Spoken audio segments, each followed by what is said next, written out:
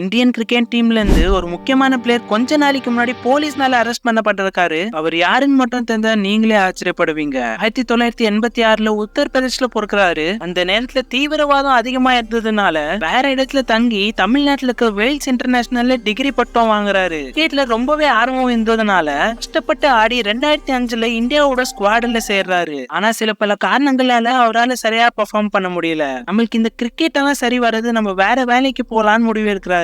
ஆனா நம்ம தல தோனி தான் ஐபிஎல் புதுசா கொண்டு வராங்க, சிஎஸ்கேன்னு ஒரு டீம் இருக்கு, நான் கண்டிப்பா அதுல ஒன்னு முக்கியமான பேட்ஸ்மேனா நான் போடுறேன்னு சொல்றாரு. தோனி அவருக்கு நம்பிக்கை மட்டும் கொடுக்காம டீம்லயும் சேர்த்துக்காரு, முக்கியமான பேட்ஸ்மேனா அறிவிக்கிறாரு. சிஎஸ்கேல தோனிக்கு அப்புறமா இவரை தான் ரொம்பவே கொண்டாடுறாங்க. ஆனா கோவிட் வந்தப்போ தெரியாம செஞ்ச தவறுனால போலீஸ் அரெஸ்ட் பண்றாங்க. கொஞ்ச நேரத்துல அங்கன் வந்து ஐபிஎல்ல காட்டுன்னு காட்டுறாரு. 25 பாலுக்கு 87 ரன் அடிச்சது இன்னைக்கு வரைக்கும் யாராலையும் அந்த ஸ்கோர் அடிக்க முடியல. இவர் வேற யாரும் இல்ல, நம்மளோட சின்ன தலை சுரேஷ் ரெய்னா தான்.